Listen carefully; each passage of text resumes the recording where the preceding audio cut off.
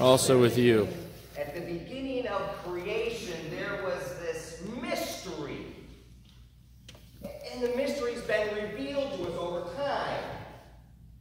When God created humanity, all were God's people. But in some ways, we let God down. We didn't worship God. We were more worried about ourselves. And God wipes us out in the story of Noah. And then we see this mystery further revealed in this idea that God wants a people. That was the purpose of creation. God wants a people. So Abraham goes off with the promise of a land. And I learned this week, I should have known this before, Melchizedek, this priest that we're talking about, is Abraham's priest. How far he goes back. In the beginning, when God says, I want to be your God, and Abraham takes off, Melchizedek is with him.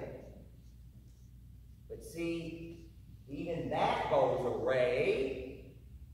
The priest's role is to make amends for humanity. So now, as we look at this Isaiah text, know that this is God's chosen people predicting the Messiah. Now, it's after 49 in Isaiah, so it's moved into this kind of third-person poetic stuff. So it's been very hard to interpret.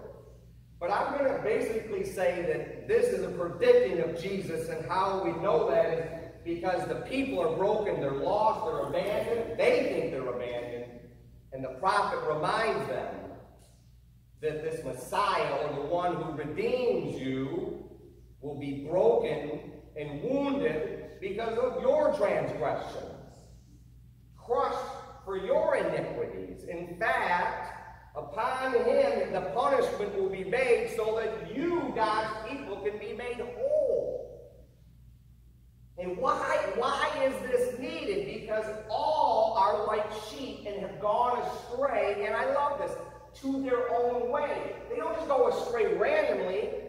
That problem in the beginning, or opportunity, depends who you are, God and people, there's narcissism that we want it our way all the time, continues when God's chosen people come together. And there's going to be a Redeemer needed.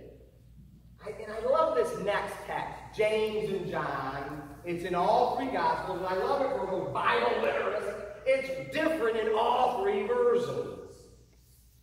In this version, we get John and James seeking power. In Matthew, we get James and John's mother seeking power for the boys. And in Luke, we get all of them kind of arguing about who gets the power. But in today, we identify James and John seek Jesus for what? They know it's coming to an end.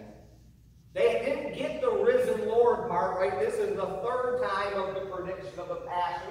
They didn't get the risen part. They didn't get the servant part. All they got was the glory part. That God is going to be glorified here, and I want part of it.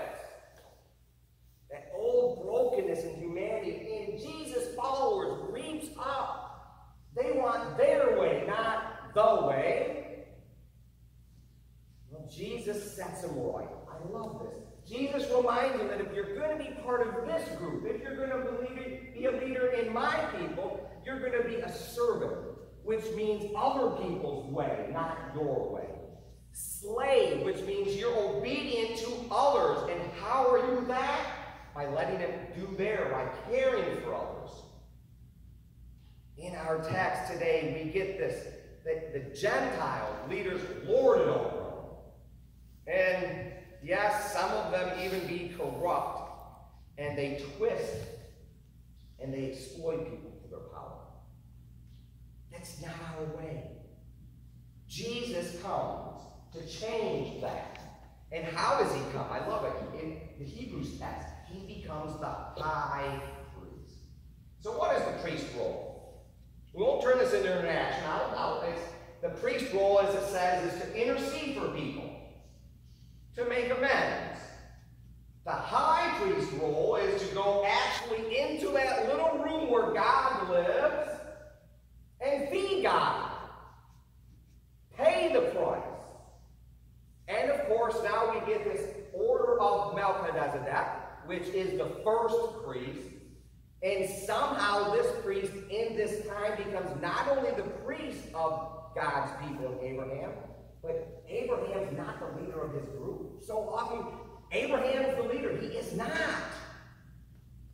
No. What Melchizedek is he is the ruler of God's people as well. This is a priest time. So Abraham is what? A servant of God. So often we say, Abraham's the leader and, big charge. And we see that because that's what we want. I want to be a leader in the church, which means I'm in the front saying, this is how we go. That's not us. If you want to be a leader, this is what you do. You serve others. You serve others. You find out what other people need and you do it. And I know you say to yourself, that can't be right. It can't be right because it's the world that we listen to.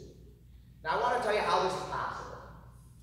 Jesus comes and is beaten, spit on, humiliated, and killed. Not so he would have life, but we would have wholeness, new life, and the ability to do that. Why? Because then after Jesus comes, he sends the Holy Spirit.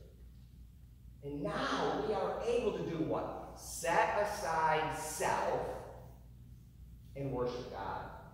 Set aside self and serve others. Which, if you remember, if you listen to the beginning, the mystery of God, all people can get along. All people were created to do what? Coexist. And God makes it possible through Jesus' life and death on the cross. Amen? Amen. Let's silently contemplate the words we've heard and read today.